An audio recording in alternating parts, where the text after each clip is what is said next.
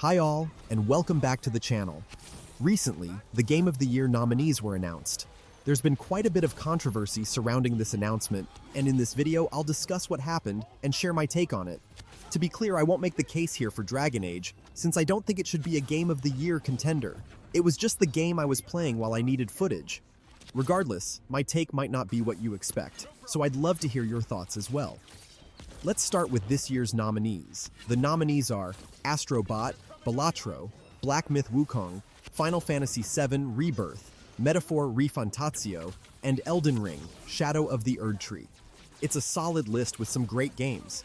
However, that last one, Shadow of the Erdtree, has sparked a lot of debate because it's an expansion to the original Elden Ring game. The organization behind the awards announced a policy change that expansions, new seasons, and similar content are now eligible for nominations.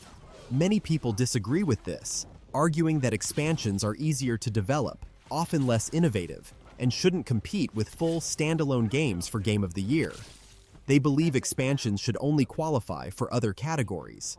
The official reasoning for the change is that the gaming industry is evolving, and this new rule is meant to reflect that evolution.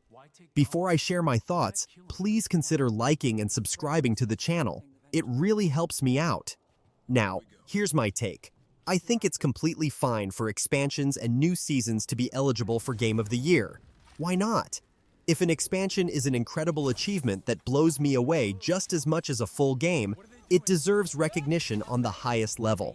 However, and this is a big but, even with this rule change, does Elden Ring, Shadow of the Erdtree really deserve a nomination? Don't get me wrong, I know it's an amazing expansion, but is it good enough for a nomination? I don't think so. At its core, it's still Elden Ring. Are we really going to nominate Elden Ring again? I mean, there is a reason why sequels rarely get nominated. If we are putting sequels to a higher bar, then we should do the same for expansions. Let me quickly discuss a few games I believe deserved a nomination more. First, if early access games were eligible, and maybe they should be if the industry is evolving, Palworld could easily be a contender. Since its initial launch, the game has improved significantly and is now one of the best survival games out there, in my opinion. Then there's Unicorn Overlord. It's visually stunning, incredibly strategic, and offers amazing storytelling. What about S.T.A.L.K.E.R 2? Sure, it's not perfect, but it was developed under extraordinary circumstances and is a unique, highly impactful game. And lastly, Helldivers 2.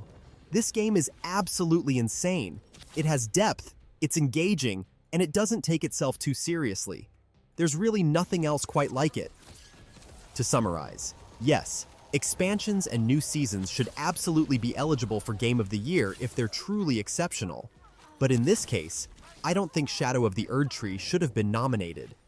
Instead, I think Unicorn Overlord, Palworld, S.T.A.L.K.E.R 2, and especially Helldivers 2 are more deserving. What do you think? I'd love to hear your take on this year's Game of the Year nominations. That's it for this video. Thank you so much for watching. Please don't forget to like and subscribe, and I'll see you in the next one.